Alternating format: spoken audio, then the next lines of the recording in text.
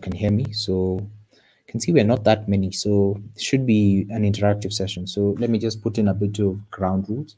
So if I'm speaking and you have a question, type on the chat box question, then I will direct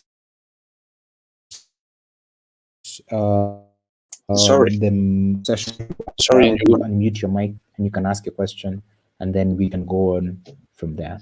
So Njuguna? so far nobody has given me any.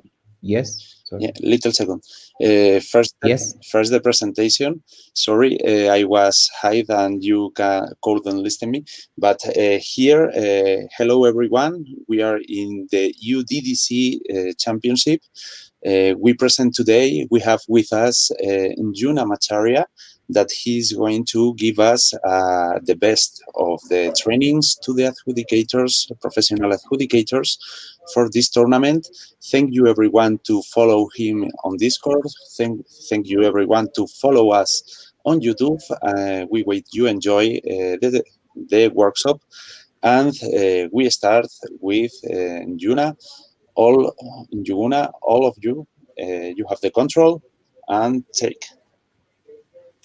All right. Thanks, Javi. Okay, guys. So let's start by delving into. I don't know what you were taught in the previous educator session. So I'll assume this is advanced, meaning that I don't have to go to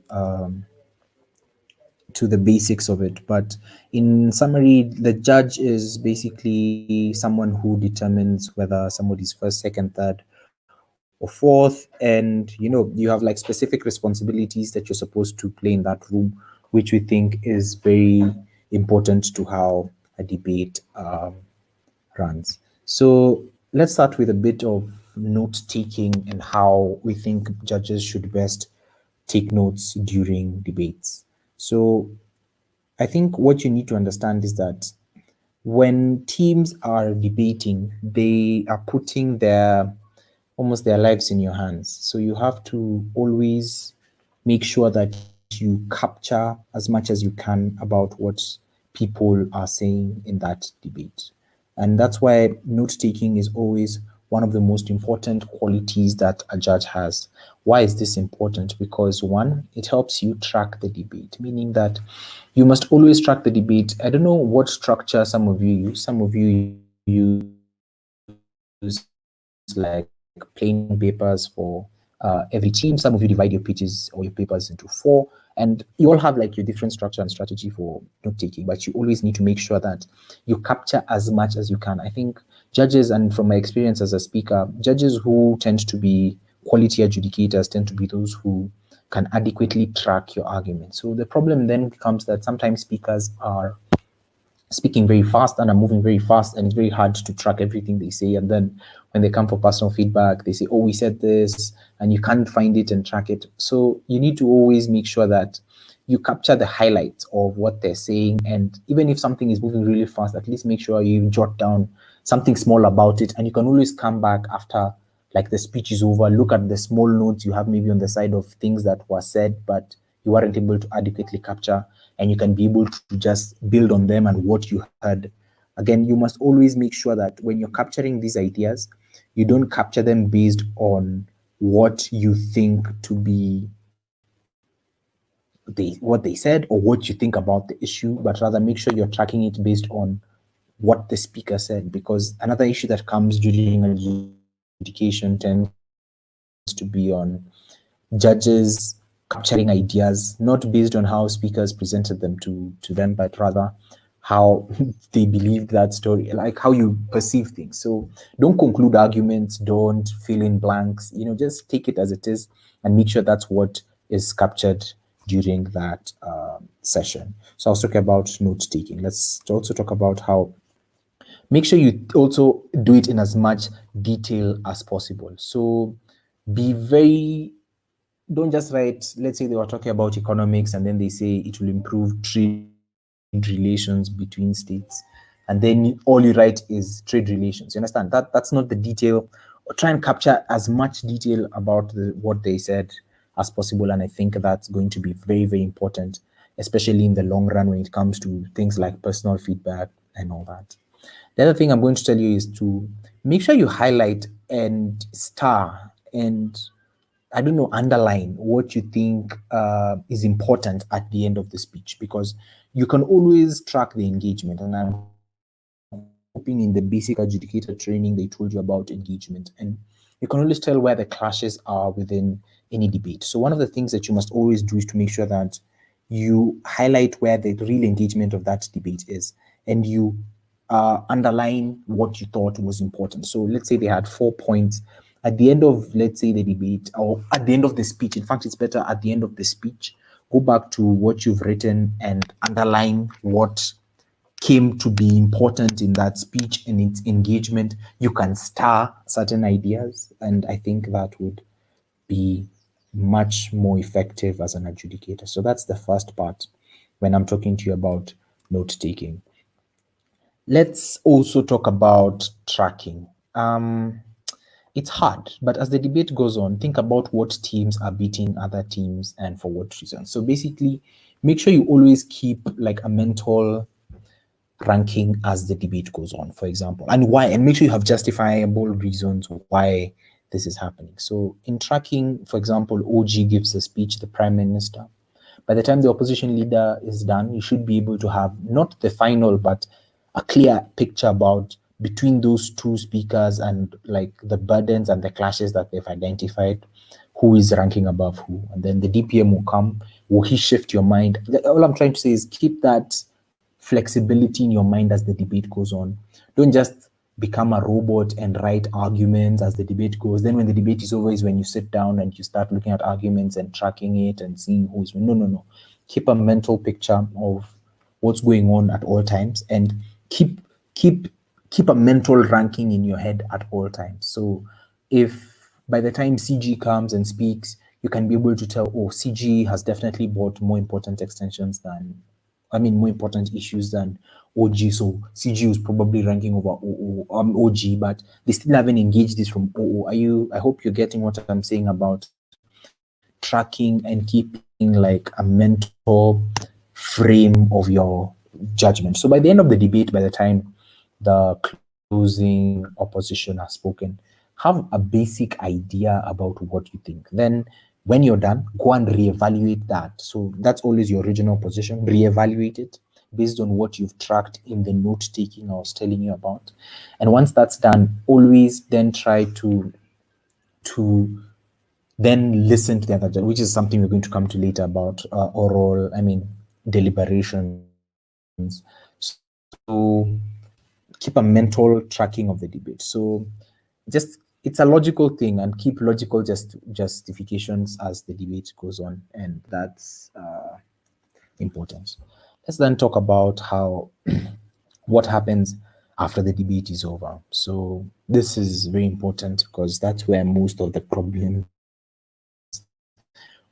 with adjudicators start. So after the debate is over, the chair or the judge will always give you a few minutes to think about your call. And I think that tends to be now what I'm telling you. Like, you have a mental idea, but now you go back to your notes and re-evaluate the positions that you've created. And you're able to justify from first to fourth who you thought was that. So eventually the judge will ask you for your call.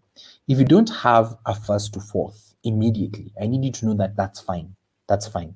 Give it some time and let the other ideas, like, let the other judges go first. But it's not advisable, but I'm telling you it's okay. So let the other judges go first. Let them give their rankings first as you try and recuperate your idea. Don't feel pressured to always give when you're asked to give and you don't have a picture and you just guess based either on what others said or what you're not even sure about, because you're going to be asked to defend these ideas either in deliberation or by speakers in oral adjudication or even in personal feedback. So don't just be quick to give your judgments because you feel like you're obligated to just say. So marinate your ideas and make sure that they are justified by the time you are giving them to your panel members. And then always give like justifications during, and now I'm talking about the panel discussion. So be very engaging during panel discussions. I've had experiences with judges where you're in panel discussion, and let's say it was a final and you're like seven judges, and three of the judges are really trying to justify their positions and everyone else is just watching, and you ask them for their comments or what they think, and they're like, oh no, it's fine, I agree with who. No, no, no. Have an individual foundation for your judgments, and this tends to be very problematic, especially either mostly during deliberation. So you always need to be specific about what issues you think you are prioritizing in the debate, and then you also need to be specific about how they were engaged comparatively, so that you don't just giving a monotonous story about what a team said, but rather the engagement of that team in the debate. So what I'm trying to tell you in this point is that you need to be very specific, always be very specific in your adjudication deliberations. So when you're talking to other judges, because that's also one of the ways in which CAP or other chairs can be able to tell judges who are good and others who are just there for the fun. You need to always make sure you're not just passive, first of all, but then secondly, you're very specific about issues, and you're very, I don't know how to call it, like your prioritization is, and you're willing to justify, because a lot of things happen in a debate. You can have a very, very expansive and bulky debate, and if we start looking at what each team, I mean, every team might have won a specific clash in that debate. So then you always need to start with the prioritization of, which are the most important issues, not based on what you think as an adjudicator, but based on the engagement that came. Of course, you can always go to emotion to find the primary burdens of the teams. I'm hoping that you all understand burdens, and that would help you be able to develop a more cohesive justification for why you think a team ranked where. Just that would be very important. So let's talk about how you give like deliberations and how you relate with other judges. There are things that we don't like judges saying. So things like, oh, I thought that point was good, or I thought that point was important, or I thought that point was better.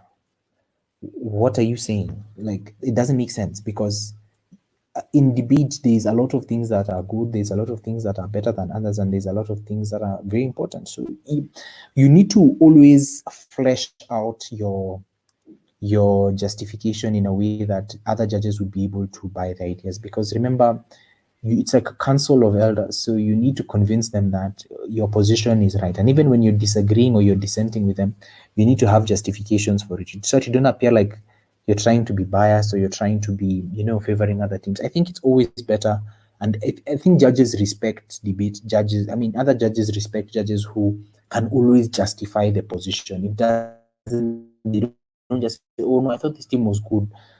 I mean, and I think it's very, very important that you flesh out why you think this team was good for these three reasons. So when debaters are being trained, they are taught about argumentation, and they're told that when you're arguing, you always give a claim, you give your analysis, and you can give evidence. So you can use the same model in justifications, especially for prioritization of issues, and like the model that you give feedback to your judges, but also to speakers. You can say, I thought this team handled the more important issues, and then go and analyze what those important issues were and why those issues ended up being important. So you don't just say those issues were important, you show why they were important and why they would rank over other issues in the debate, either because there was more engagement, two, maybe they were much closer or had much more foundation in the burdens that existed in the debate, and also maybe just the persuasive value. But avoid just telling, because I've been in a lot of debates where the judge just tells you, oh, we thought this team was more persuasive. I mean, what does that mean? Like, why does that persuasive value sway over the other forms of things, or things that the other team said? So it's always important to make sure that you analyze and justify the positions that you're taking. So don't just say things, the point was good, that point was better, or that point was important. Be very important, be very sure to give that justification and analysis. So just like the debater is burdened to analyze things to you, you are burdened as a judge to analyze things to debaters. And that's why good adjudicators are those who can always those who can always justify positions. If you cannot justify a position, you're never going to chair a debate, because what will happen is you go and say exactly what I'm telling you. We thought this team was just good. We thought this team was better. We thought this team handled the more important issues, but you don't flesh out to the debaters why those issues were important and why that team was good and all that. Let's now talk about what happens when you've all agreed, which is the best case scenario. In the best case, you all come to feedback and you've all agreed first, second, third, fourth. That situation tends to be quite tricky, because now, in as much as all judges agree and the decision is unanimous, you need to harmonize the ideas that each judge has as to why each team won. So you can't just say, we thought this team was good and we unanimously agree. No, no, no. You need to say, okay, why do you think he was first? So panel discussions don't end when you've unanimously agreed. No, you need to go further to always investigate why every person thinks that team was where it ranked. So that as chair, if you're chair, you harmonize all these ideas and you make sure they're captured during oral feedback. So that when people go for personal feedback from specific judges, they are not told something different and then it becomes a controversy after the round. So especially teams that rank third and fourth tend to always have looking for contradictions between judges so that they can justify that it was a biased call. So harmonize your ideas, and that's the responsibility of the chair, even when you have a unanimous decision. In the worst case scenario, which is like nobody has agreed. And I was CA at one of the African tournaments called Zanzibar Open. And in the final, when we went for deliberations, every judge had a different ranking. It was crazy. Like, you had 5 adjudicators, and only 2 of them had like similar first. Otherwise, the other adjudicators had a different first, and that's a mess. Some people had teams in first, while others had that same team in fourth. Others had teams in fourth. You get the type of mess that I'm trying to draw for you. So what do you do when you're in a worst case scenario and everyone's judgment is just different? So this is assuming you're a chair or even as your panelist. How do you handle that situation? So let me leave it up to you. In fact, let me say that that's my question to you. So I would like to stop there and allow for some engagement on that question. So in a situation where you're now done with the debate, you've done tracking it, you're done internalizing the issues, you've come up with your ranking, and then you go and now you're discussing that, and you realize everyone has a different call. You're chair in that debate. So who wants to volunteer? What are you gonna do?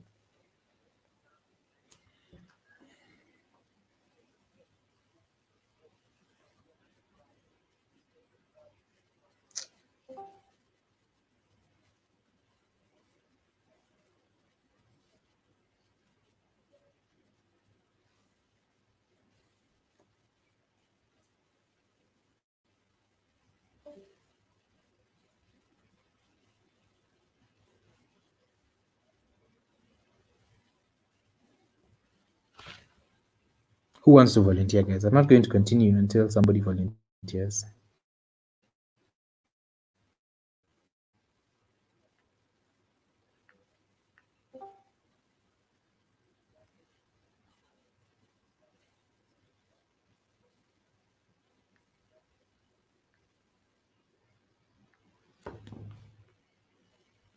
I can see people typing, but I can't see anyone talking. Does anyone want to give it a shot?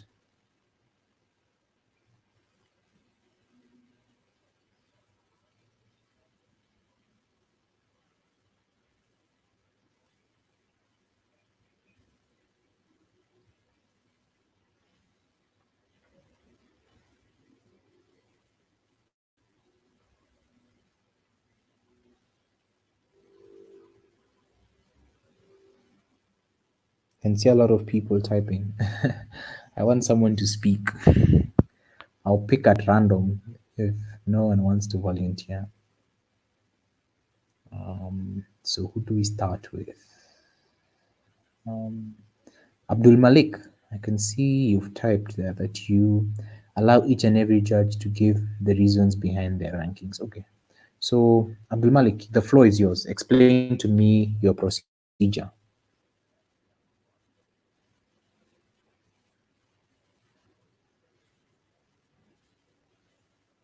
Abdul Malik, can you hear me? Just unmute your mic and speak.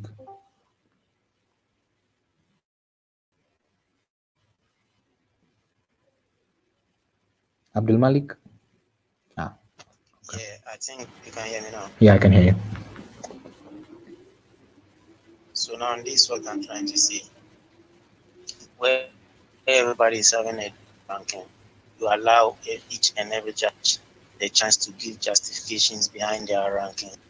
At least they do that with the aim of trying to convince other judges to buy to whatever is the right decision. So in doing that, they try, like, I don't know the way, they try to convince other judges, and then at the end, other judges will change into whatever a particular judge is saying. That's what I'm trying. Okay, that's true. Let's see who's second there. Catherine Harris, it's your turn. Tell us what you would do if you're chair. Can you hear me? Yeah, I can hear you. Cool. So if there's any general areas where people agree, so for example, if people are like, it was a closing half debate, and then kind of like once you establish any general agreements, then try and go more specific. So be like, okay, so we were just closing up debate, but then like we did better, and if need be for like reasons, full vote. But if there are any general agreements, I would just go through the debate chronologically. So like talk through weapons and then try and use that as a base to then start like getting some agreements. And I'd see a situation where they'd probably have to vote on a few things. I was once advised that like the worst case scenario here is that you vote on every position, but quickly that doesn't. Okay, I think that makes a lot of sense. So you find where the commonalities exist and then try and build up from there. If it doesn't work, then you try judgment. So anyone else? Let's see, the last one. Smart.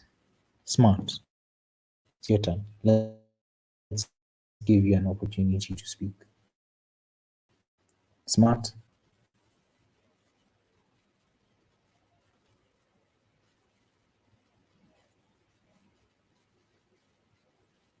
Smart.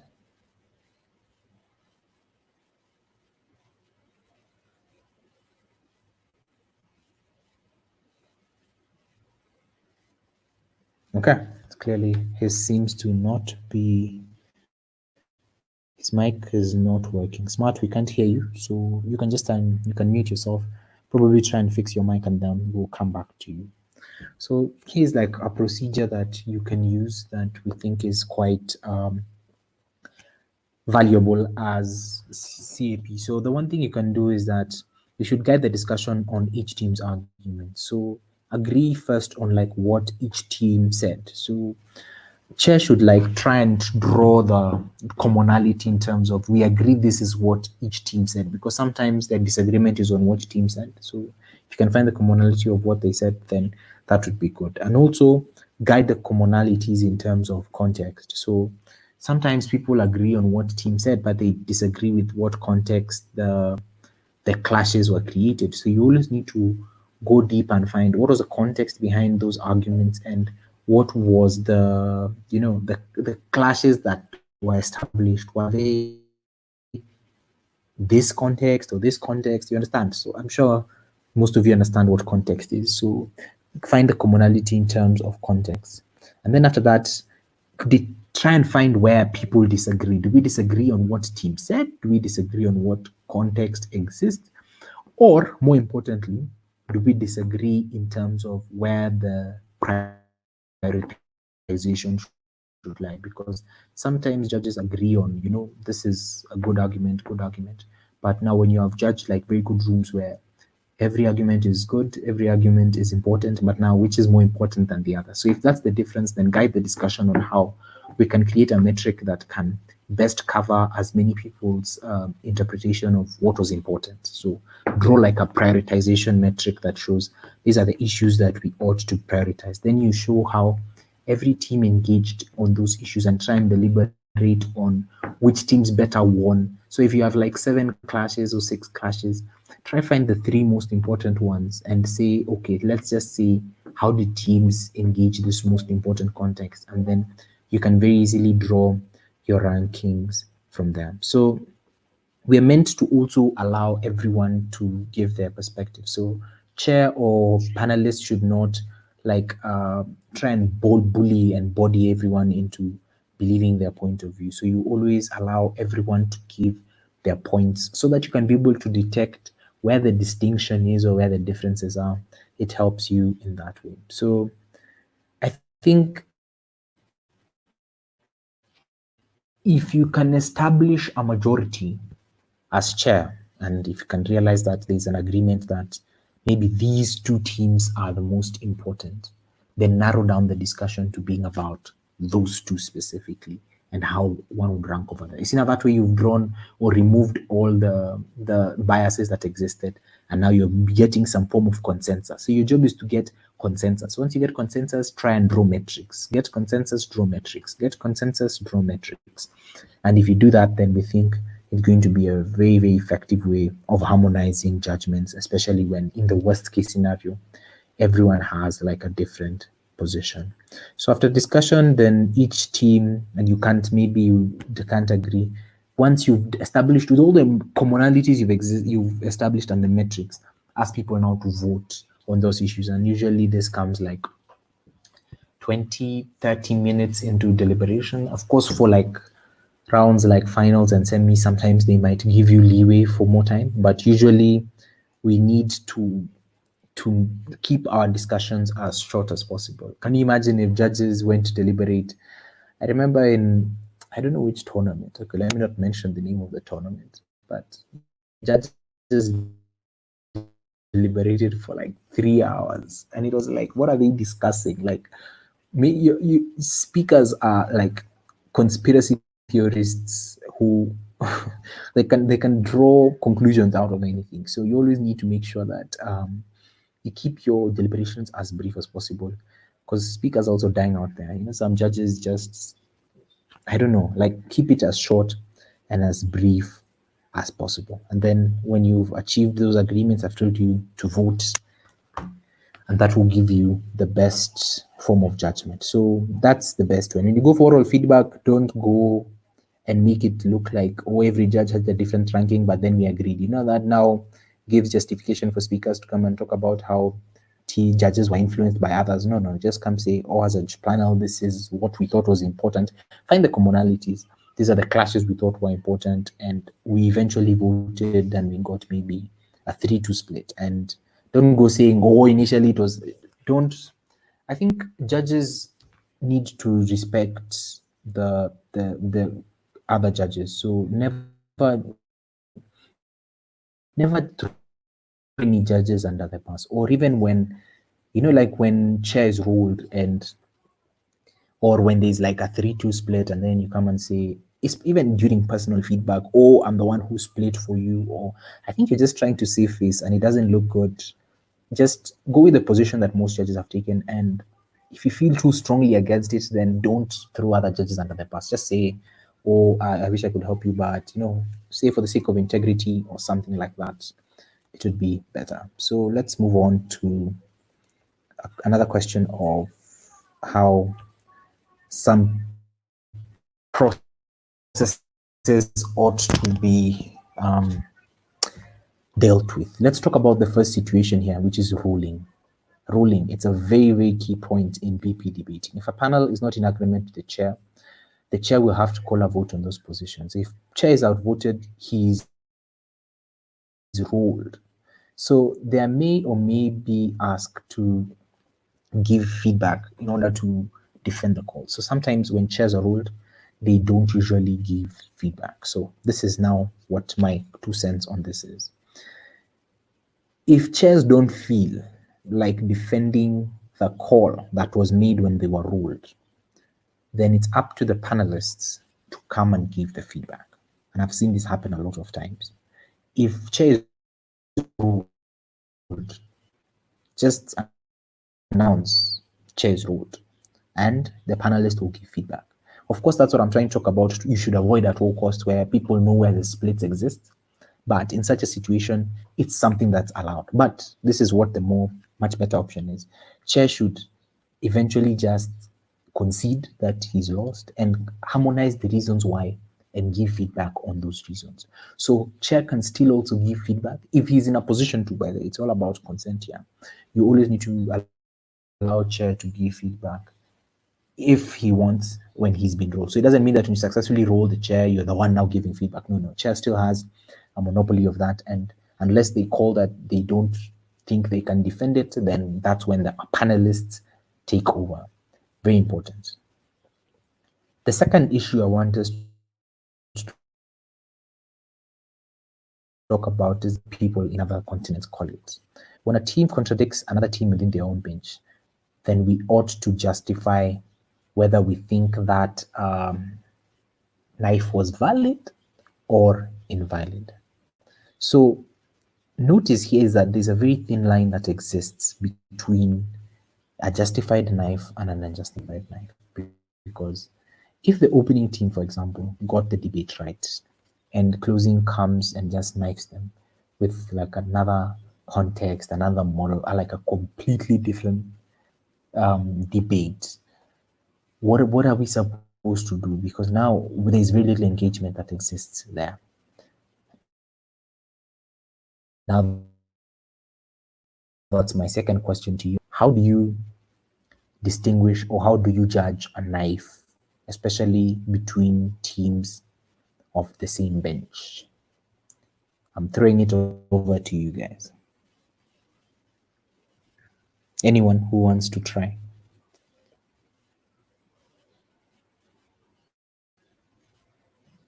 Anyone?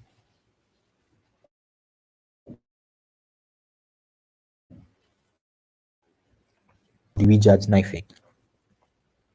If you don't, I'll just select you. So who do we have here? Elias. I think we have Elias. Is Elias here? Elias?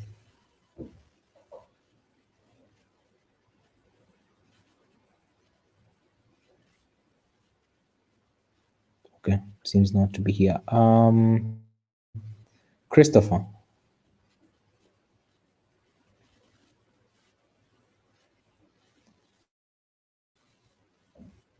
Oh, Elias, you're here. I was asking, how do you judge a knife?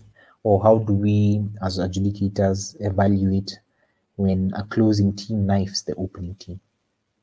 You can unmute your audio and speak. I had said that if you're called upon, you're allowed to unmute yourself and speak.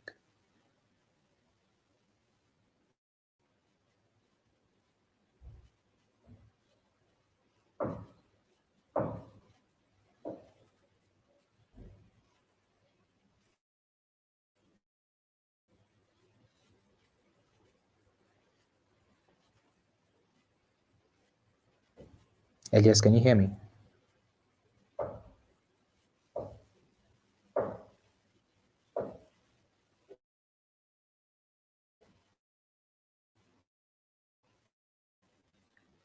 Okay.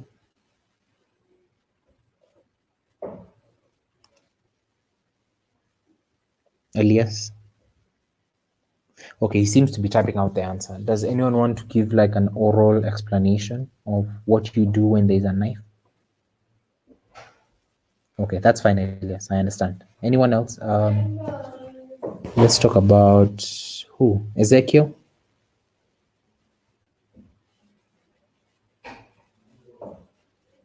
Ezekiel? Or is it Ezekiel?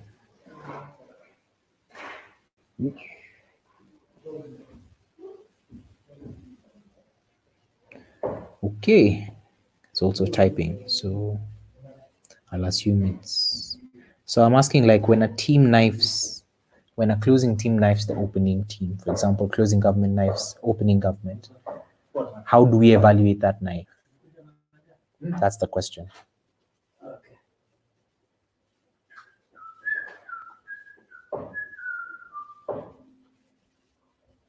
Hello, can you hear me? Yeah, we can hear you.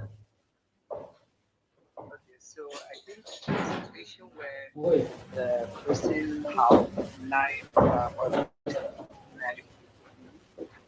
How you can go about this particular issue is to be able to assess the relevance of that view characterization in the debate. So if you look at the view characterization button by the with respect to whatever substance that has been raised in the debate, you will have to ask to weigh that particular characterization with the existing characterization. Find out at what level are teams engaging on that new characterization, that directly. That's what I think.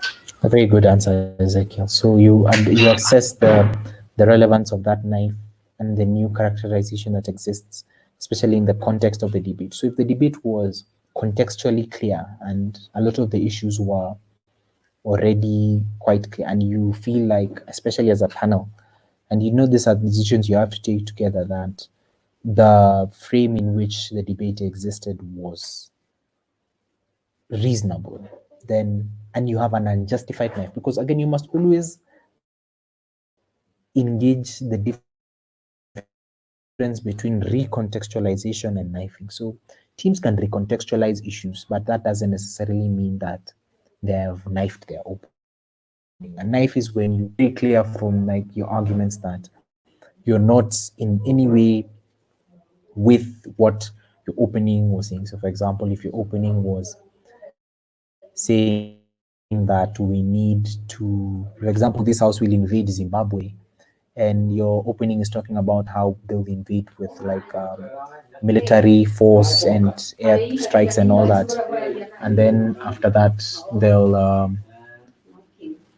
or closing comes and says, oh, we will use diplomacy as a way of invasion. And like it's a clear shaft, like they're not agreeing with the mode of military force being used to compel this country to maybe buy into certain ideas. So you have to like always defend and find what was the relevance of that shaft and gauge that relevance. So in debate, we don't have automatic fourths. So that's very important. So it doesn't mean that when a team knives, they get an automatic fourth. I'm sure that was told during the basic training. So never just condemn teams to fourth because they never did it.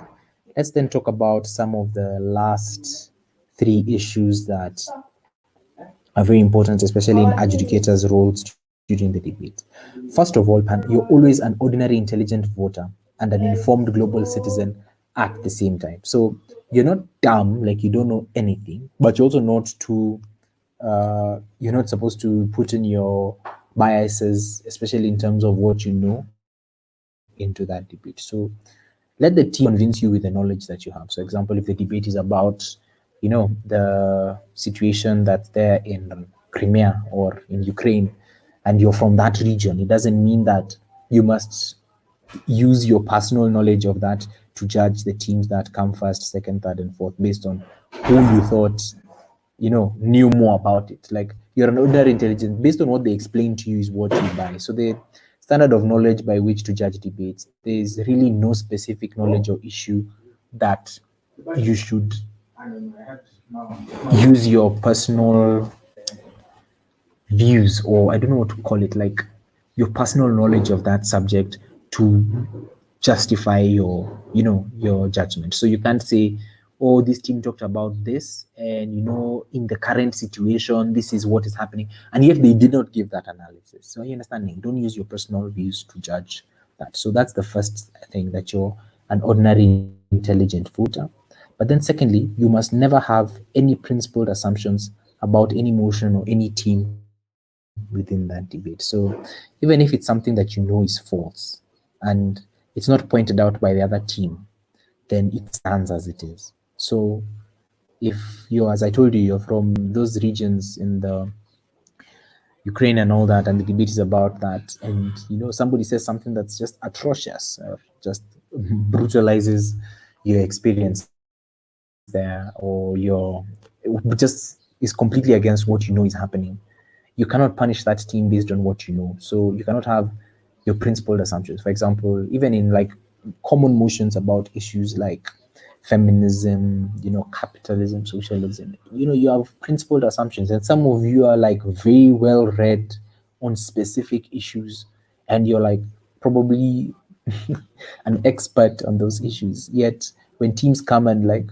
maybe they find you in a debate and you're really good at it and you really know a lot about it and brutalize what you know is true, but other teams don't point it out, you cannot punish that team. And it's hard for me to tell you this because biases are very hard to get over, but you must always do your best to get over those biases and just judge what happens within that debate. So first, you have to be an ordinary intelligent voter. Second, you cannot allow your principal assumptions to dictate your judgment. And then let's now talk about the last thing, which is role fulfillment.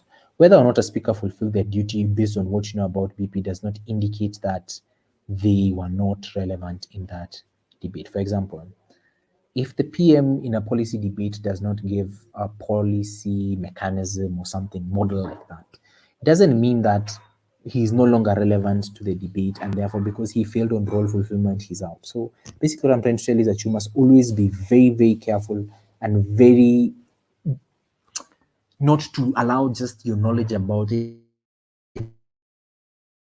the debate or specific. So that was a lot of the content that was there. I want to move on to something else, but before I do, does anyone have any questions?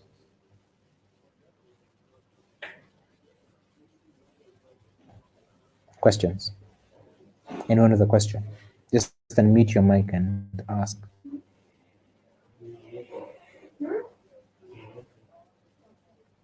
Questions?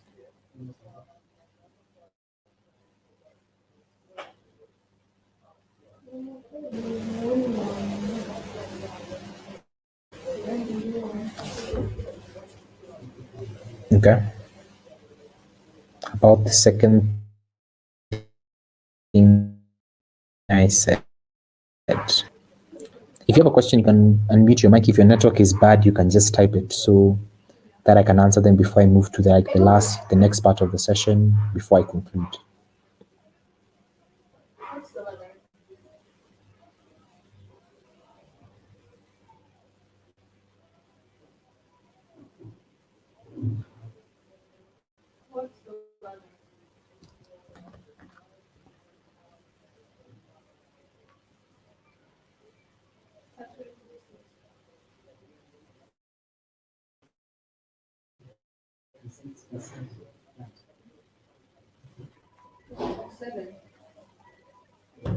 Okay, so what if a team says something that is so obviously wrong, like the sun doesn't exist, and nobody rebuts that?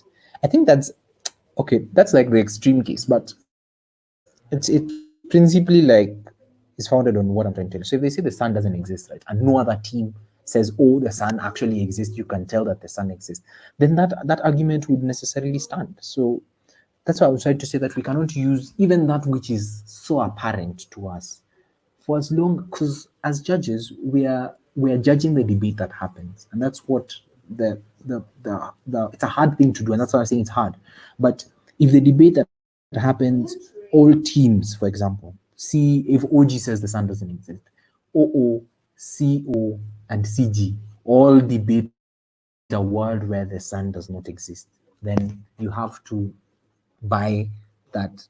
You cannot say that OG comes forth because they said that the sun doesn't exist, yet we all know the sun exists. If all other teams conceded to that characterization, then you have to see to it. So here's a metric that you can use, and you can write this down. So when you're analyzing such statements, especially now, if now in the world where a team comes and says, maybe even from CO, after OO and CG considered a world or debated a world without the sun, and CO comes and says, guys, we all know the sun exists. Here's the metric. You analyze it based on 3 models. 1, truth. 2, relevance. And 3, sufficiency.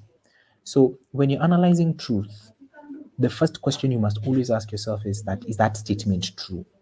So, for example, when the motion is about feminism and then every other team in the debate is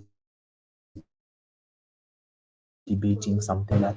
So some judges tend to punish such teams because they are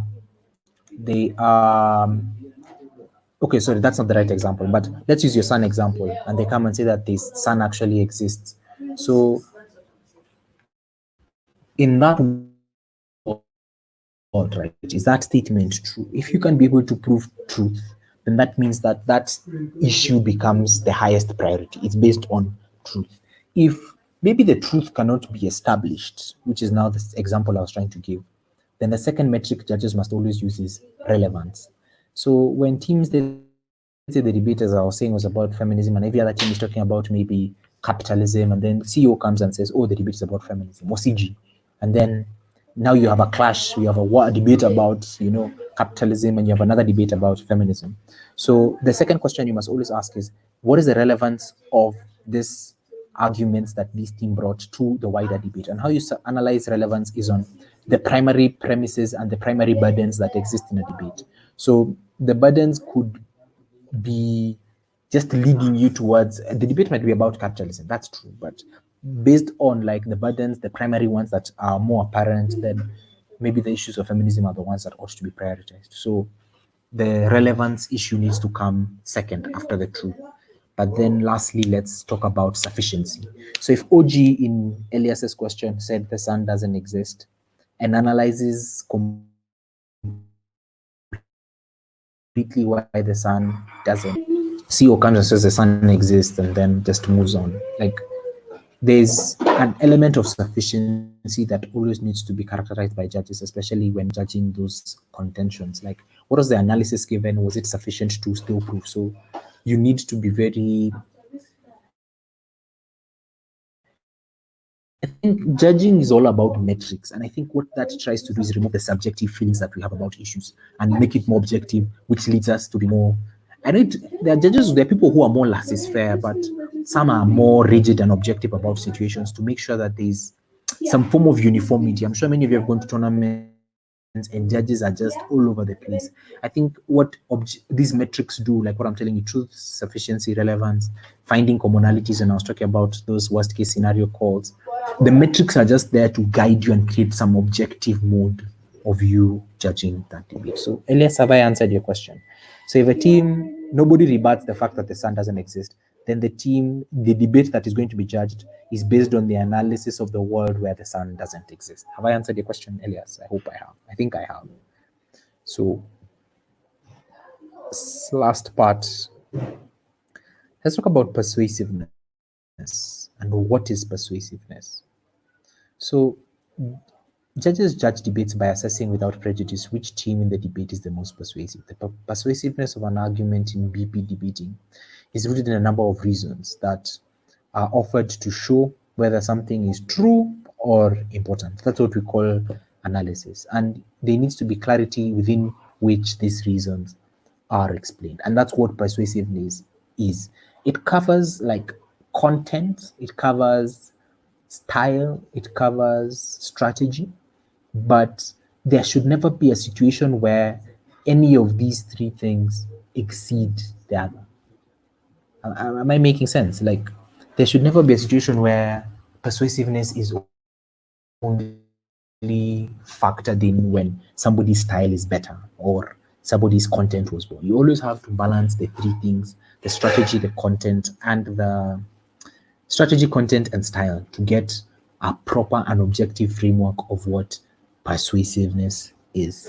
So when a speaker is conveying his analysis, and he could have very good like style, but his content is lacking and it's not really a strategic analysis. You can't just give him high speaks and put him above everyone else because he had a good style. You always need to balance between content, style, and strategy that a team employs. Sometimes teams just don't have good style, but there are some speakers who just have heavy content. Like, I'm sure you all have listened to, sorry, this is my objective opinion. It's not something that I think is, you can always debate about this. I thought, like, if you listened to a lot of what, like the team that won Worlds in 2016, so I know it's an opposite example, but it's the best because I'm sure everyone knows.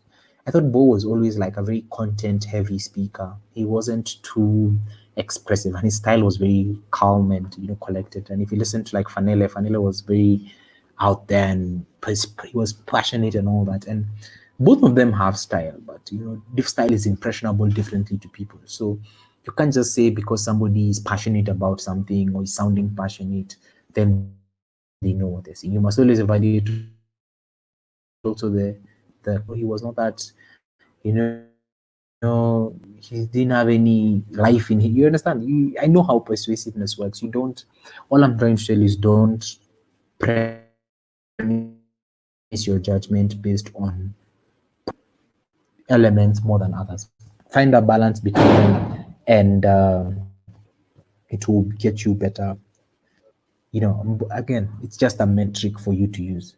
So let's then go to analysis and what constitutes analysis and what is good analysis. So many judges go and say, oh, we think that this team didn't sufficiently analyze, or there was this team had better analysis or better, more important analysis. So what is analysis and why do we think that it's important, and how do we get to say that this analysis was better? Analysis truly is, and how do we say it was good, better, or more important? One, we must understand that does it logically explain why the argument is true? Secondly, is there empirical evidence to support that assertion that something is true?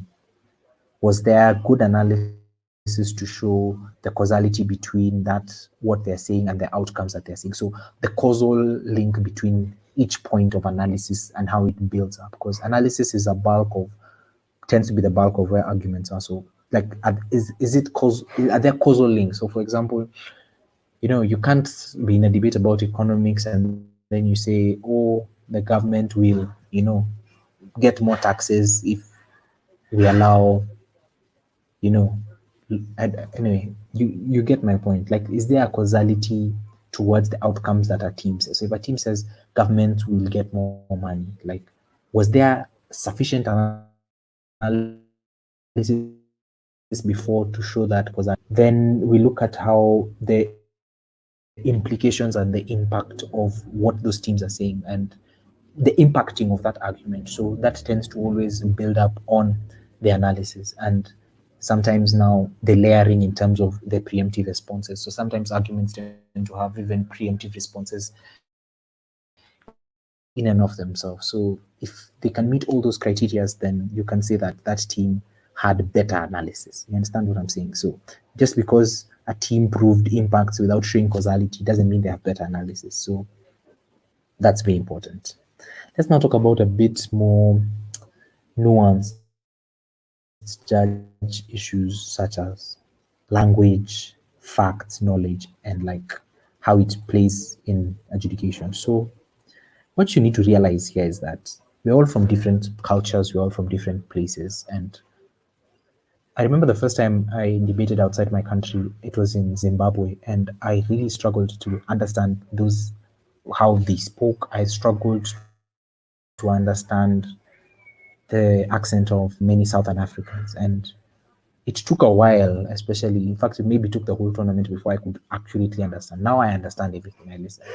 Then a year later, we were in Tanzania, and I met a lot of West African debaters, and again, I struggled to hear them for the first time. Nigerians, they speak very loudly sometimes, they speak very fast sometimes.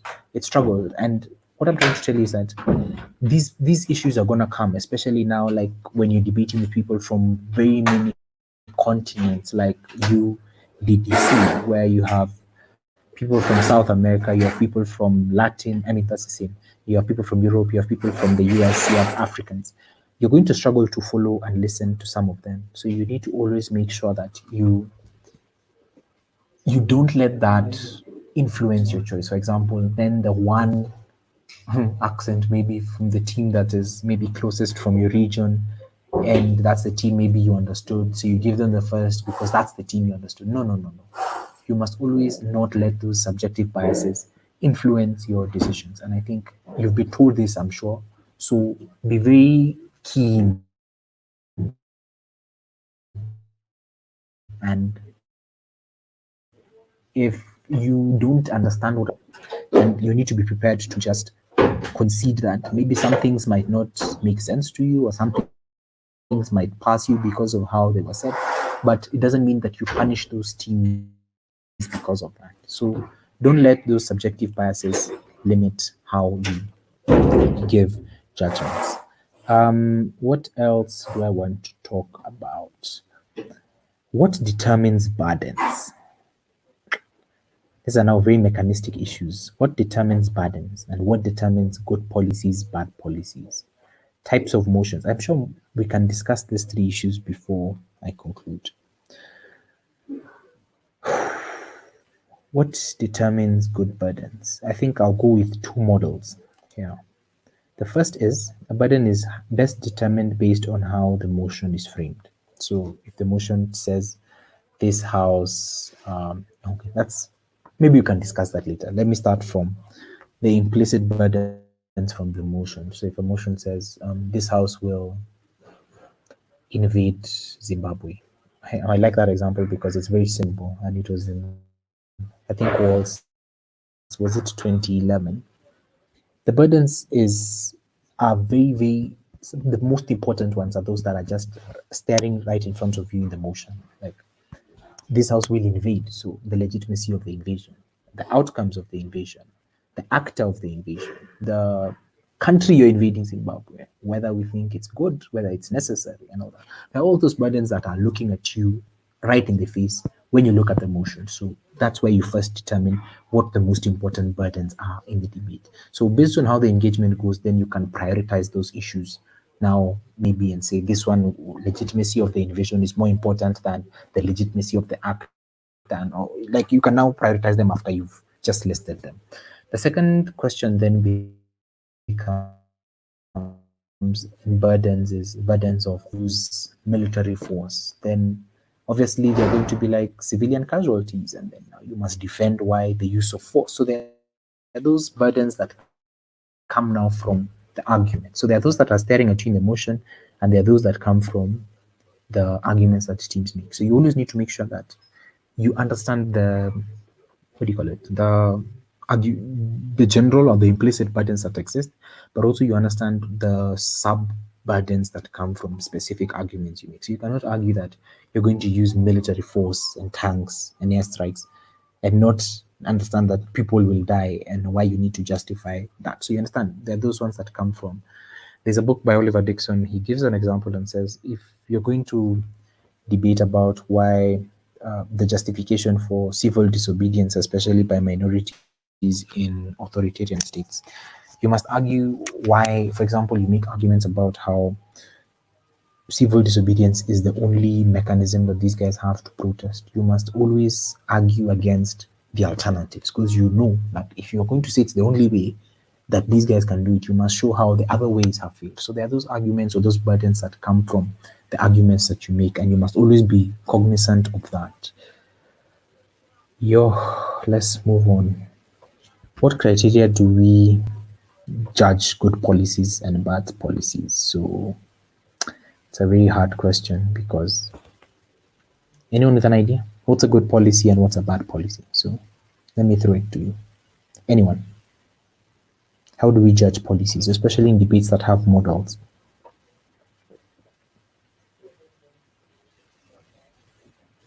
Anyone?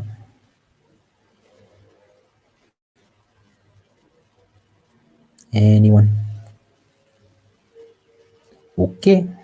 I don't think somebody wants to answer that. So I'll just move on. Go and read. What is the criteria for judging mechanistic analysis? It's going to be key, especially in policy motions. How do we judge and determine good policies and bad policies in policy debates? That's the question, Ezekiel.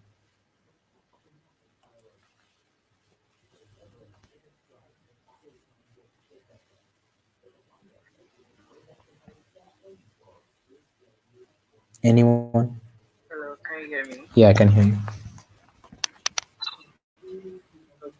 So I think my thought. Yes, Ezekiel. Yes.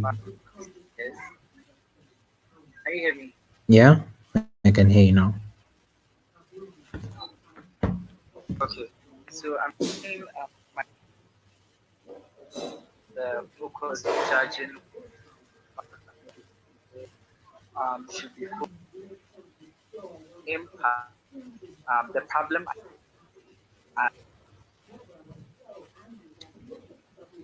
in the sense that is Okay, I think you're cutting again. I can't hear you clearly.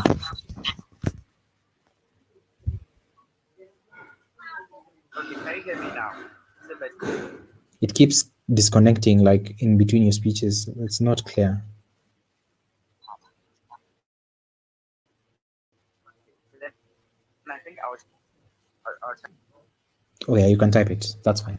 So the last part I was telling you was about types of motions and how we judge them. So in a debate about this House would, right, it will always involve government enacting some kind of policy or some form of concrete model or action that people can take. So judges must always be cognizant of that model and how the problem solution like gap that exists. Does the model that they present solve the problem that the motion identifies or the problem that they identify? So such motions about like this house should or this house would do X, government teams arguing should always show how that model will solve the problem that they have identified. Opposition teams can set out to just show why the model will not work or why government should not do this, or could even provide like a counter model to do this. So you must always use, especially when a debate is about would doing something, then you should always be cognizant of the model that is used by the teams. The second thing is that this house would, as X, do Z. So in such a debate where you're already given the actor, then one of the special type of buttons that comes is defending the action of the actor. So is the actor a legitimate actor in doing this? So you must always be very cognizant of whether a team defends the actor. In as much as they defend the action, you need to be very careful that they don't just run away the debate because they just showed that it's a justified thing to do. They must always justify whether the actor is a legitimate actor. The second thing or the third type of motion maybe I want to talk about is like this house believes that. So those ones tends to be value-based debates and are like principle debates and are based on like outcomes and necessities and legitimacy. So it's not really about models. However, teams can still provide models in this house beliefs debate if they think that those models will bring more clarity, especially within that debate. And then lastly, this house regrets or this house supports. So in such a debate, then the debate becomes a comparative. So if you're regretting something, is that because you believe that maybe the rise of something or something happening has brought about than what would have been should that thing have not happened. So, for example, this house regrets the rise of what would we regret? The rise of political commentary. Oh no, this house regrets the intellectualization of art. So you must argue, like, in a world where art was not intellectualized, would that world have been better than the world where we now have art being intellectualized? So you must always draw comparatives when the motion is about regrets. And as judges, we must always be understanding that when teams are in a regrets motion, they need to show comparatives. If the motion is this house supports, it's a very futuristic approach. So they must draw and paint a world of that world which they support and how that world comes about. So I'm done. I've spoken for almost 1 hour and 15 minutes. So does anyone have a question before I conclude?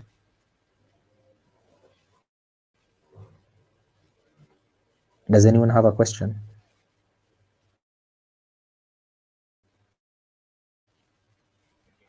I think it's based on the central agreed upon problems in the debate and how the proposed solutions seek to address the problem identified. So further assessment can be done by weighing the impact and the causality of a solution in creating the expected change without harming existing. Okay, good answer, Ezekiel. Amazing answer. So you just weigh whether the problems identified in the debate are going to be solved by the solution, and that's whether when a model is good or bad. If the model doesn't solve the problem, then it's not a good model. If the model solves the problem, then it's a good model.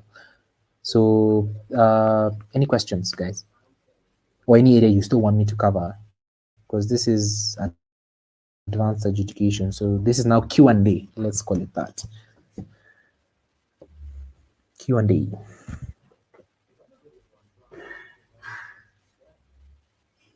Anyone with a question?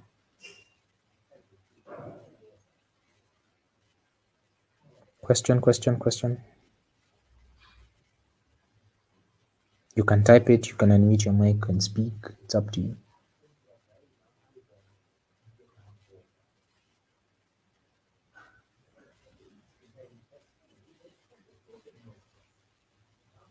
Okay, clearly no one has a question. Oh, somebody is typing.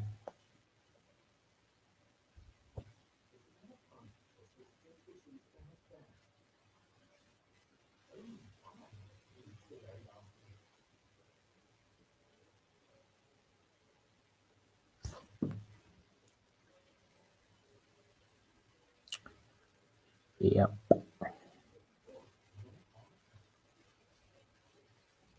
Yeah.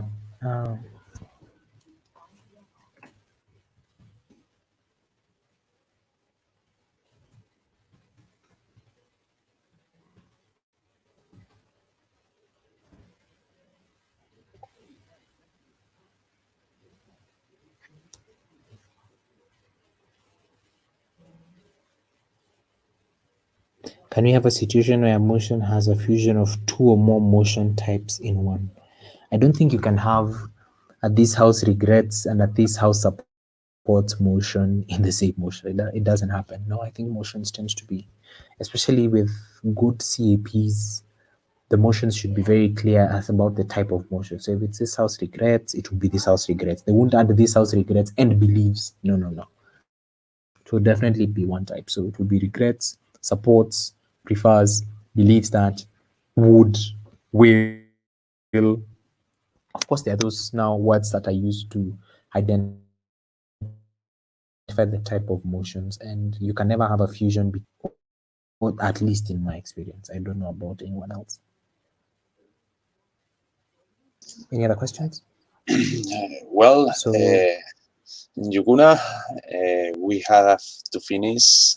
The time of the workshop is finished. We know the people have a lot of questions that they have now, and they can think after. But if you are agree with me, we can respond these questions on private in the different WhatsApp groups, for example. We can finish the workshop for today. Yeah.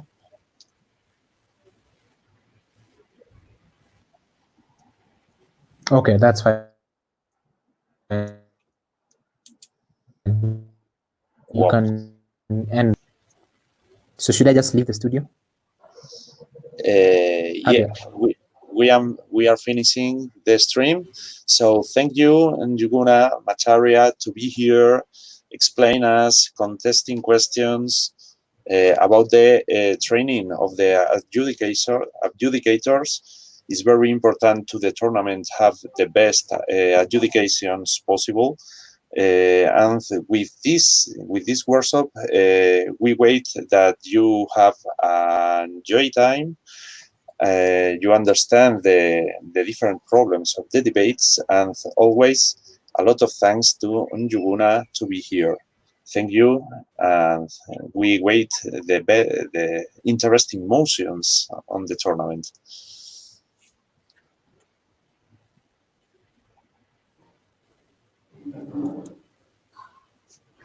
Sure. Thank you very much, Javier. I'm sure we'll meet again. Thank you, and goodbye, UDDC participants, debaters, and followers of all the parts of the world. We see you on the debates.